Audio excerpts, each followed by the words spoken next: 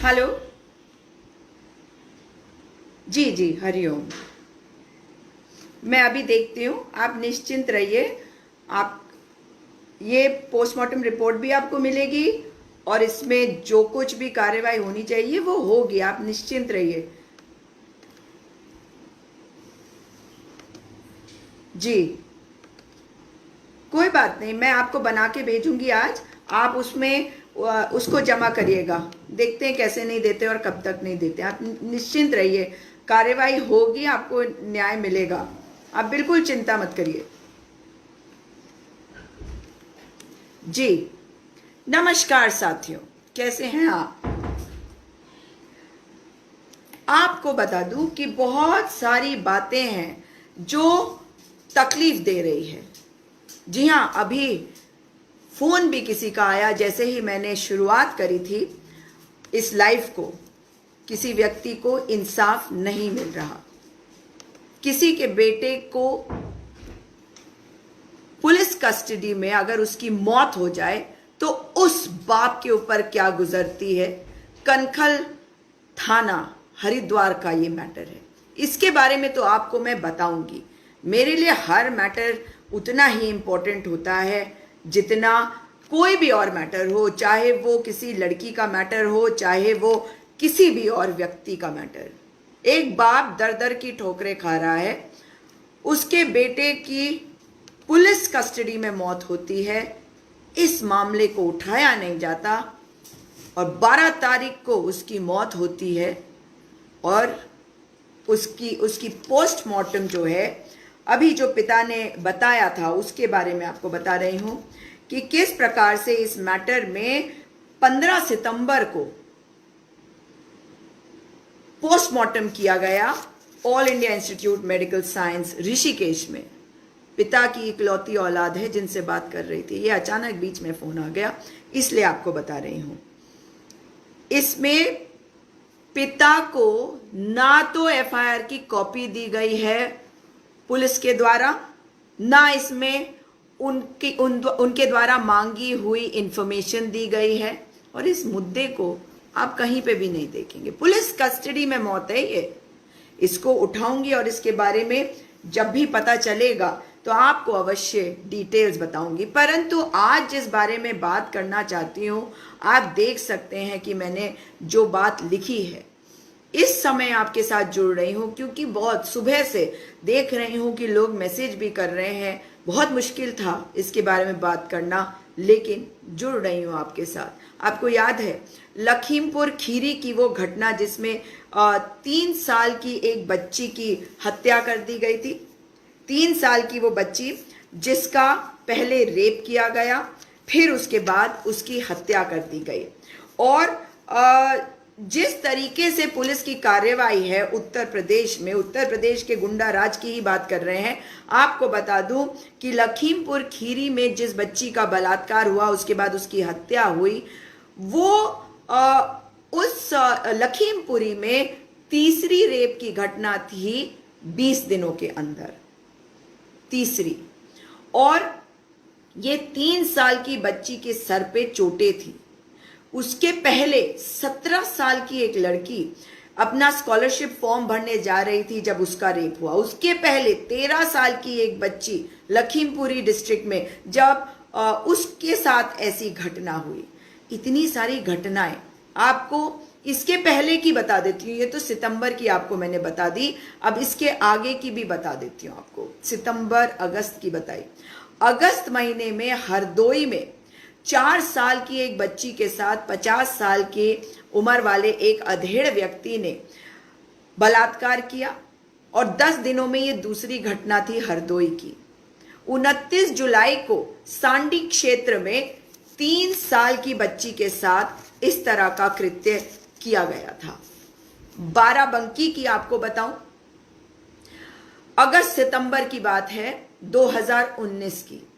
एक law student जो है 21 साल की, उसके साथ निर्ममता से बर्बरतापूर्ण गैंग रेप किया गया, और बड़ी मुश्किल से कोर्ट के आदेशों के बाद उस मैटर में एफआईआर दर्ज करी गई।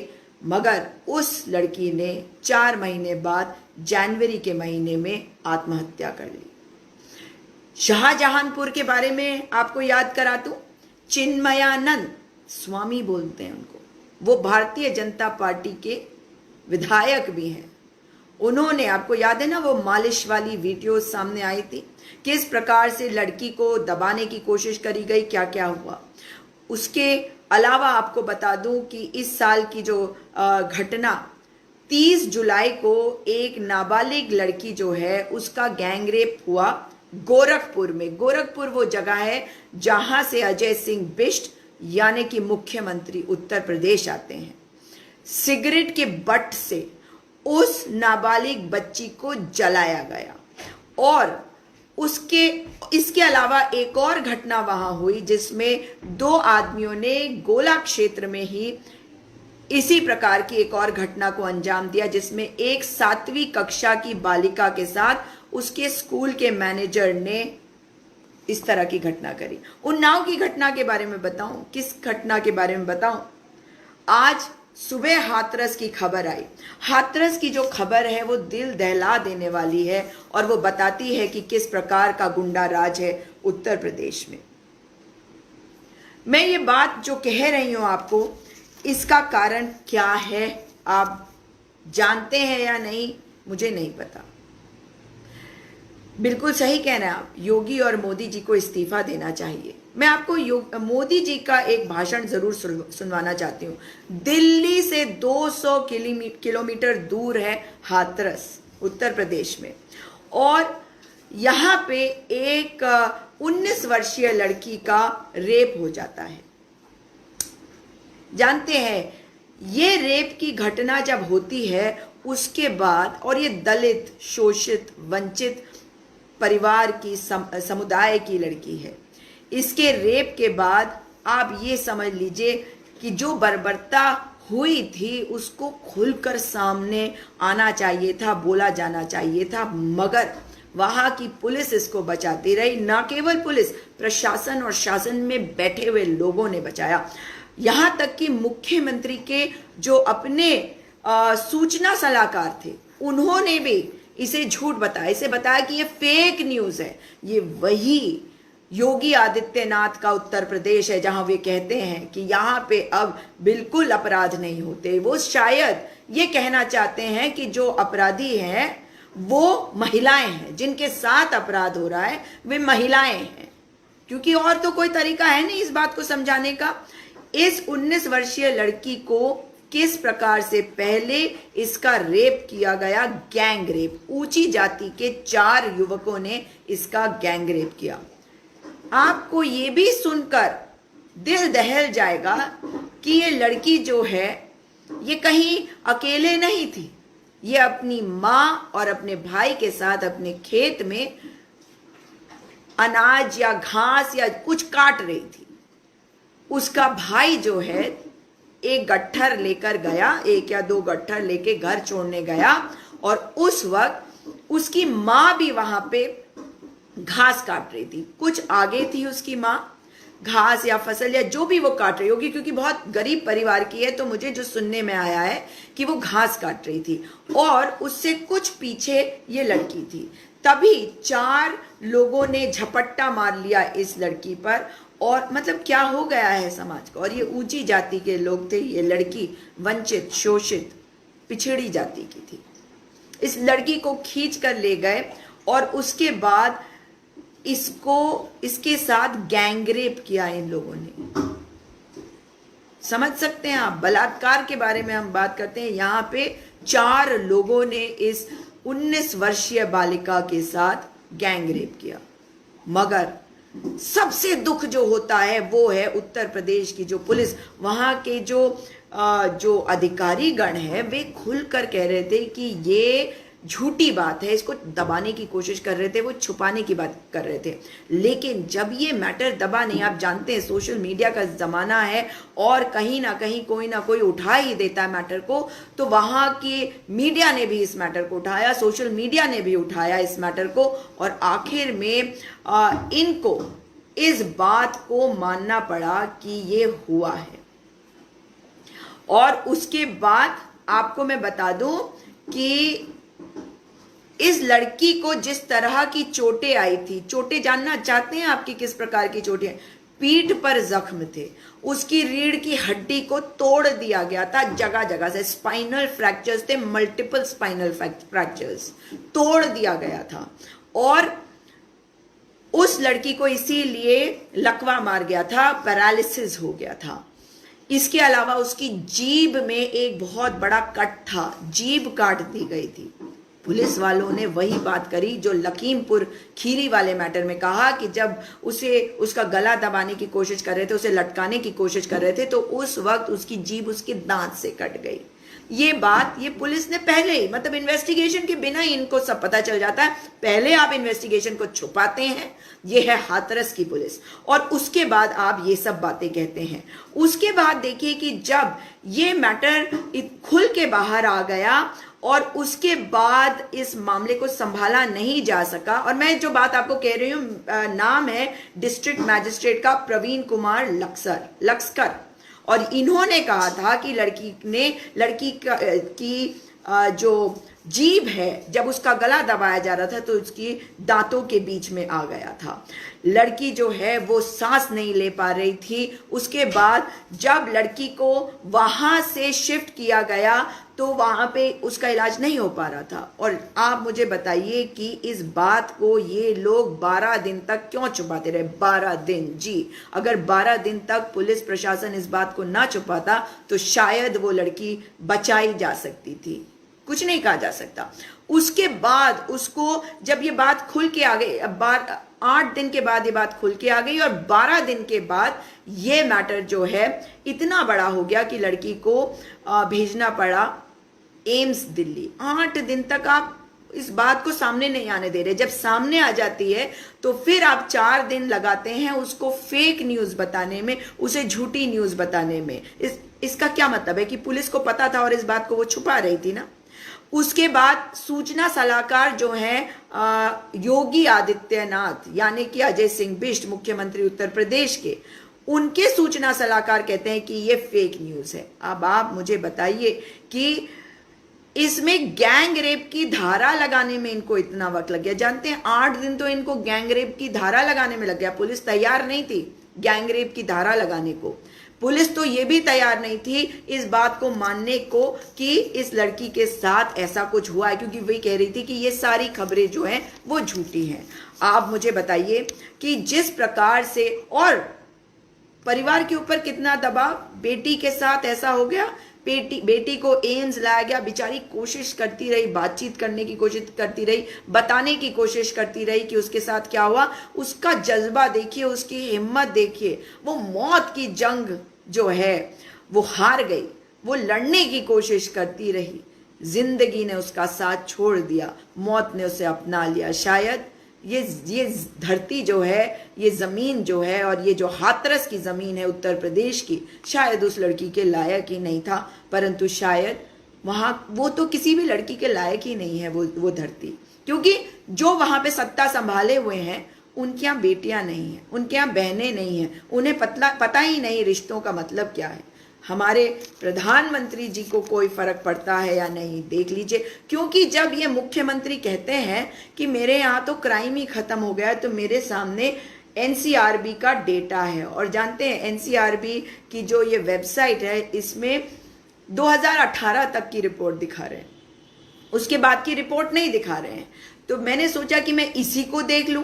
तो इसमें आपको बता दूं कि अगर आप ये जानना चाहते हैं कि कितने केसेस हुए, तो सबसे ज्यादा अगर क्राइम कहीं हुआ है तो वो हुआ है उत्तर प्रदेश में।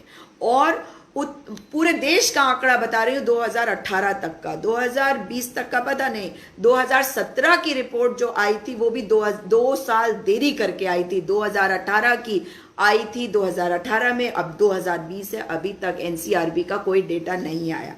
मैं आपको बता दूं कि पूरे देश में महिलाओं के विरुद्ध जो क्राइम्स होते हैं 3,78,277 केसेस जो हैं वो रजिस्टर हुए थे 2017 में। और ये जो हैं इसमें उत्तर प्रदेश सबसे नंबर 1 पे था। ये एक विश्व गुरु बना रहा है और दूसरा देश का राज्य गुरु बना रहे हैं। उत्तर प्रदेश में महिलाओं के साथ जो केसेस रजिस्टर्ड हुए, तो केवल रजिस्टर्ड वाले केसेस, बहुत सारे केसेस तो आज भी रजिस्टर्ड नहीं होते हैं, पुलिस रजिस्टर ही नहीं करती। गरीब आदमी जो है वो कहां तक जाएगा, वो छोड़ देता है आस, वो छोड़ देता है लड़ाई। तो मैं आपको बता दूं कि 59,445 केसेस उत्तर प्रदेश में 2017 का आंकड़ा है, जो 2018 में रिलीज किया गया, और 2019 का आंकड़ा, 18 का आंकड़ा और अभी तक का आंकड़ा हमारे पास नहीं है। तो मैं आपको बता दूं कि जिस प्रकार से परिवार वालों को धमकाया गया, डराया गया, उन्हें यहां तक कहा गया था कि अगर तुमने इसमें कुछ करने की कोशिश करी तो तुम्हारी हालात वैसे कर दिए जाएंगे जैसे उन्नाव वाली बेटी के साथ, मतलब पूरा परिवार खत्म कर दिया जाएगा। तो यहाँ आपको याद कराना चाहती हूँ कि उन्नाव वाली घटना क्या थी। उन्नाव में जो घटना हुई थी वो कुलदीप सिंह सेंगर, भारतीय जनता पार्टी के विधायक द्वारा एक लड़की का न केवल बलात्कार मगर उसके पूरे परिवार को खत्म कर देना, और कोर्ट के आदेशों के बाद उसमें कुलदीप सिंह सेंगर जो है अब तो कन्विक्ट हो गए, उनको सजा मिल गई है और सजा भुगत रहे हैं वो। लेकिन आप ये सोचिए कि ये जो बेटी चली गई, इसको क्या इंसाफ मिल गया? इसके अलावा मुझे ये बताइए कि योगी आदित्यनाथ बहुत कुछ कहते हैं, जो उनके विरुद्ध आवाज उठाता है उनके खिलाफ वो यूएपीए लगा देते हैं, गैंगस्टर एक्ट लगा देते हैं, एनएसए लगा देते हैं। अब मैं जानना चाहती हूं कि ये जो उच्च जाति के 4 लोग हैं, इनके खिलाफ ये क्या एक्शन ले रहे हैं? कितना समय लगेगा इस बच्ची को इंसाफ मिलने में? क्या ये आवश्यक नहीं है कि इनके ऊपर भी गैंगस्टर लगे, इनके ऊपर भी एनएसए लगे? इससे बड़ा अपराध हो सकता था क्या? आप सोच के देखिए, एक महिला की अस्मत के साथ खेलना, उसकी रीढ़ की हड्डी को बुरी तरह से पीट पीट कर तोड़ डालना, उसको घायल नहीं, उसको मौत के मुंह में भेज देना, उसकी जीभ को काट देना, उसको ऐसा कर देना कि पहले उसे लकवा मार जाए, फिर उसके बाद उसकी मृत्यु हो जाए। ऐसा ना हो तो आप उसके ऊपर इतना दबाव डालें कि वो लड़की स्वयं ही आत्महत्या कर दे। ये है योगी की पुलिस, ये है योगी सरकार। अपने आप को योगी कहने का अधिकार इन्हें नहीं है। महिलाओं के साथ जिस प्रकार के अपराध हो रहे हैं, बताइए कहां है स्मृति ईरानी, जो अमेठी से सांसद हैं? आवाज नहीं निकल रही आपकी। आपने तो चूड़ियों का अपमान कर दिया था जब आपने चूड़ियां भेजी थी हमारे प्रधानमंत्री मनमोहन सिंह जी को। कहां है? आप चूड़ियां शायद नहीं पहनती, और चूड़ियां अगर पहनती हैं तो वो आपकी कमजोरी की निशानी है, परंतु मेरे जैसी हर महिला के लिए हमारी चूड़ियां हमारे सशक्त होने का सबूत हैं।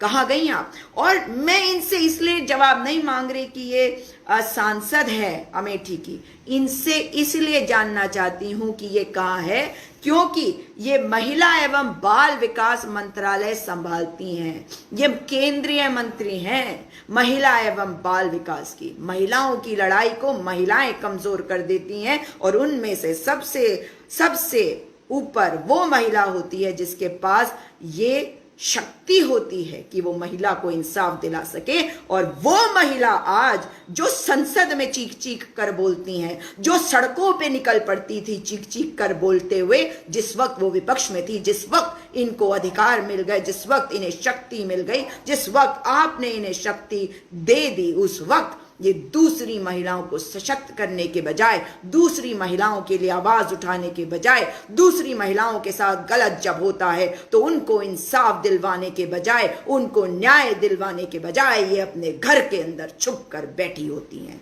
कहां हैं बाकी महिलाएं इस सरकार की? क्या कोई महिला नहीं है? कोई महिला नहीं है भारतीय जनता पार्टी की सरकार में, भारतीय जनता पार्टी के संगठन में?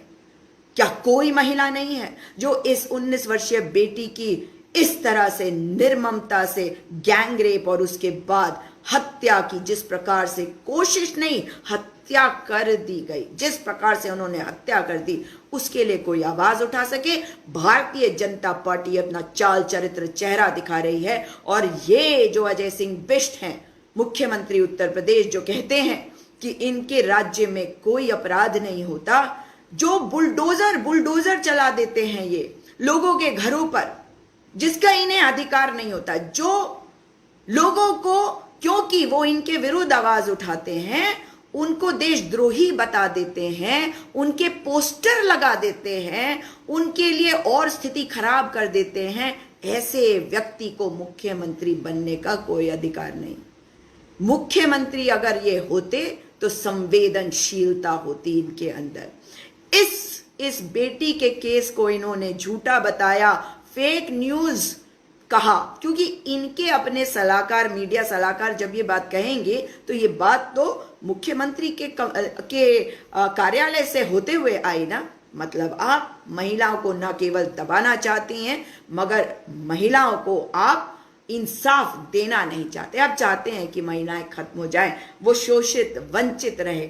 जाति से तो पिछड़ी होंगी ही, मगर जेंडर से भी आप उन्हें दबाना चाहते हैं, क्योंकि पितृसत्ता से ग्रसित है आप।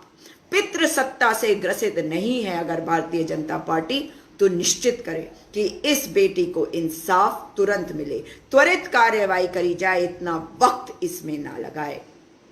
और आप सभी से निवेदन है कि ये एक बेटी चली गई, आप देख रहे हैं कितनी बेटियां चली जा रही हैं, कितनी बेटियां मारी जा रही हैं, निर्भया के कांड से लेकर अब तक। मैं आपको एक वीडियो मैं डालूंगी, आप सुनिए। नरेंद्र मोदी प्रधानमंत्री 2017 में क्या बोलते हैं। चुनाव लड़वा रहे थे योगी आदित्यनाथ, जिसमें जीते बाद में। सुनिए। उत्तर प्रदेश के सामान्य जीवन में, फिर सुनिएगा, ध्यान से सुनिएगा।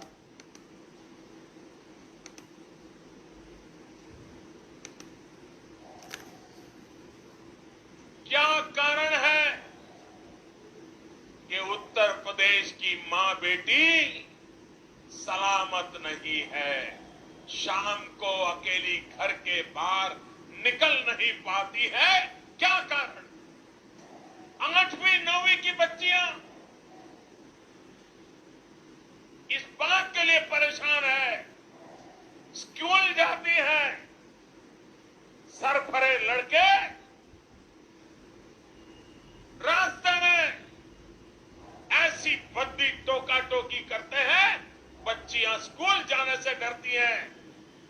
ये हालत उत्तर प्रदेश के सामान्य जीवन में आपने पैदा की। और दुर्भाग्य यह है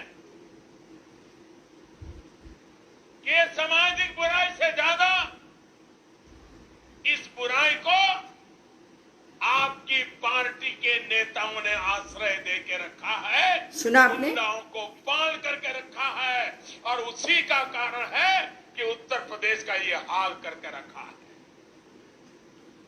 भाइयों बहनों, अगर हिम्मत हो, नेक इरादे हो, तो आप उत्तर प्रदेश में अच्छी कानून व्यवस्था कर सकते हैं। यही तो सरकार थी, यही तो मुलाजिम थे, यही तो दफ्तर थे, यही तो पुलिस वाले थे। लेकिन जब कल्याण सिंह को सेवा करने का मौका मिला, राजनाथ सिंह जी को सेवा करने का मौका मिला, भारतीय जनता पार्टी के मुख्यमंत्रियों को सेवा करने का अवसर मिला, ये सारे गुंडागर्दी करने वाले लोग या तो जेल में थे या सीधी लाइन पर चलने के लिए मजबूर हो गए। सुना ना आपने? अच्छी तरह से सुना। ये कह रहे हैं कि इनकी सरकार जब थी वो दिन चले गए, वो जमाने चले गए। ये इसी बात पे आपको बरगला के, आपको बेवकूफ बना के आपका वोट ले गए। अब की बार क्या आप इनकी बातों में आएंगे? अब की बार भी वही गलती करेंगे जो पहले करी? कहाँ है अमेठी की वो सांसद जो अपने घर में आज आराम से बैठी हैं?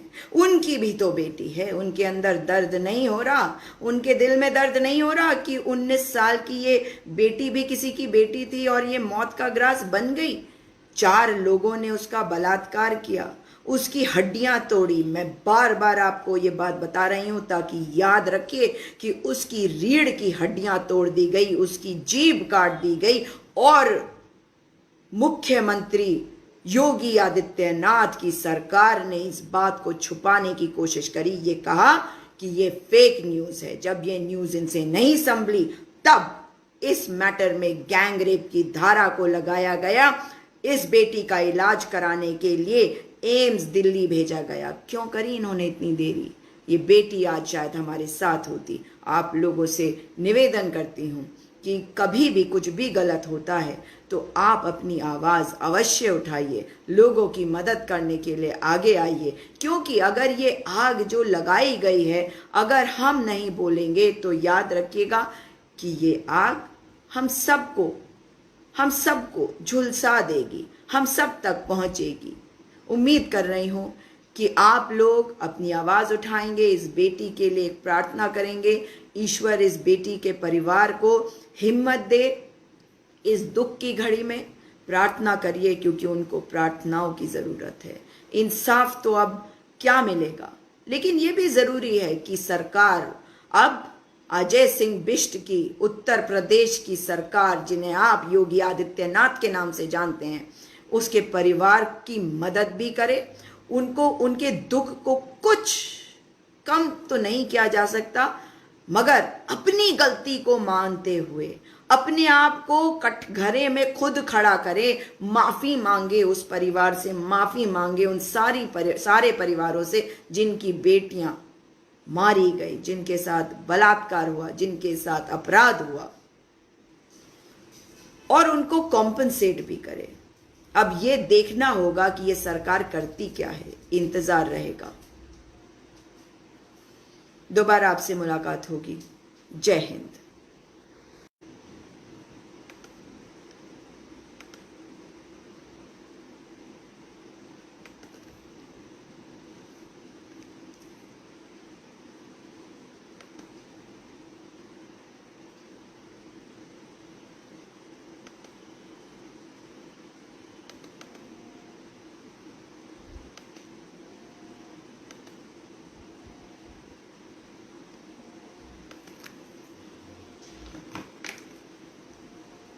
हेलो जी जी, हरिओम। मैं अभी देखती हूँ, आप निश्चिंत रहिए। आप ये पोस्टमार्टम रिपोर्ट भी आपको मिलेगी और इसमें जो कुछ भी कार्रवाई होनी चाहिए वो होगी, आप निश्चिंत रहिए। जी कोई बात नहीं, मैं आपको बना के भेजूंगी आज, आप उसमें उसको जमा करिएगा। देखते हैं कैसे नहीं देते और कब तक नहीं देते। आप निश्चिंत रहिए, कार्रवाई होगी, आपको न्याय मिलेगा, आप बिल्कुल चिंता मत करिए। जी नमस्कार साथियों, कैसे हैं आप?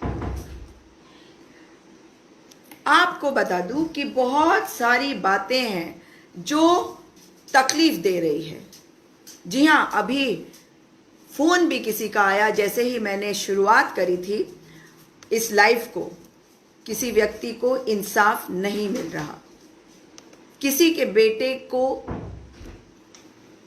पुलिस कस्टडी में अगर उसकी मौत हो जाए तो उस बाप के ऊपर क्या गुजरती है। कनखल थाना हरिद्वार का ये मैटर है, इसके बारे में तो आपको मैं बताऊंगी।